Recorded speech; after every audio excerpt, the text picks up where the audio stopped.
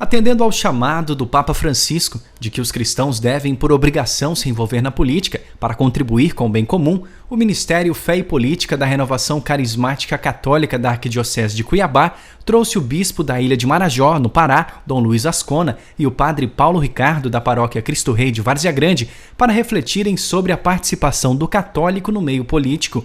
O encontro também reuniu participantes das dioceses de Cáceres e Rondonópolis, além de fiéis e sacerdotes de Cuiabá e Várzea Grande. Eu sei que a desilusão é muito grande no nosso país, mas quanto mais desistirmos, mais as autoridades terão o direito de fazer o que bem entendem, porque ninguém está preocupado com nada e cristão não pode pecar por omissão. Omissão também é pecado. De acordo com o padre Paulo Ricardo, o envolvimento do católico na política é sinal maduro de conversão. O católico é chamado ao amor, a amar Deus, muito concretamente. E esse amar a Deus, ele tem que se encarnar. Tem que ser uma realidade que envolve toda a nossa vida, inclusive a nossa vida social e política. Por isso, se a nossa conversão ainda não inclui uma conversão na vida política, a nossa conversão está incompleta. O bispo espanhol Dom Ascona está no Brasil desde a década de 80. Pelas várias denúncias sobre a situação da exploração sexual de crianças, tráfico humano e a falta de políticas públicas na região do Marajó, ele é constantemente ameaçado de morte.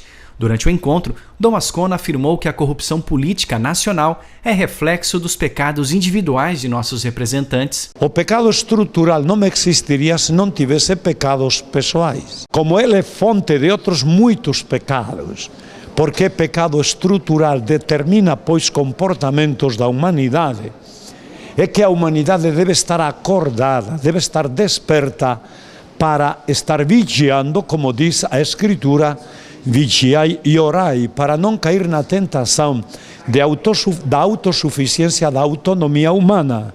A atuação do Ministério Fé e Política em Mato Grosso ainda é tímida. Mesmo assim, a Igreja tem a missão de evangelizar todos os meios, sejam públicos ou privados, e por isso a fé e a política não podem ficar separadas. É possível, sim, construir uma consciência cívica, política, juntamente com as pessoas que participam dos grupos de oração. Nas eleições municipais de 2012, em Mato Grosso, alguns católicos comprometidos com o Evangelho colocaram seus nomes à disposição.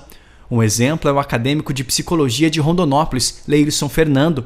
Apesar da boa votação, ele não foi eleito para o cargo de vereador. Fernandão, como é conhecido, partilha a experiência de dizer sim ao chamado para a vocação política. O que eu pude tirar de positivo é o desejo de continuar, de lutar nessa missão, de acreditar que é possível ter político, é possível fazer parte do processo político, não perdendo a dignidade de cristão, a dignidade de ser humano e levar os nossos valores, o nosso princípio cristão para dentro desse meio político. Agora, a experiência negativa, que para mim foi negativa, é ver pessoas que estão participando com a gente dentro da igreja, na própria caminhada, e a partir do momento que o Fernandão se tornou candidato, começaram as pedições. Fernando, me dá R$50, Fernando, você vai arrumar um emprego para mim, para fulano. Então, nesse momento, eu entristeci muito, porque eu fiquei imaginando as pessoas que se elegem, e é tanto a petição, que quando eles estão lá no poder, eles pensam, eu preciso desviar para me reeleger, porque a cobrança, a petição é muito grande. Então a corrupção começa a partir da própria população. Os católicos são chamados a participar de forma ativa e efetiva na construção de um novo mundo. Para isso, é necessário envolver-se na política, por amor ao próximo, conforme a vocação dada por Deus. Alguns sendo políticos, outros apoiando aqueles irmãos que se dispõem a ir nesse caminho. Agora, nós católicos precisamos nos organizar mais, não é?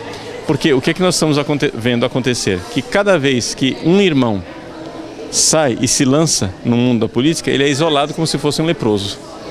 Isso não está certo. Ou seja, nós não podemos lançar cristãos na política e depois abandoná-los lavando as mãos. Nós precisamos depois estar junto, acompanhar o mandato daquela pessoa para que façamos a nossa parte. Não é? Ou seja, na realidade, se nós temos maus políticos, é exatamente por causa da falta de envolvimento. Então, quando a gente fala de omissão na política, é omissão dos dois lados. Ou seja, não somente daqueles que poderiam se candidatar, mas também daqueles que poderiam apoiar e estar junto e cobrar e seguir o mandato de cada um dos seus candidatos.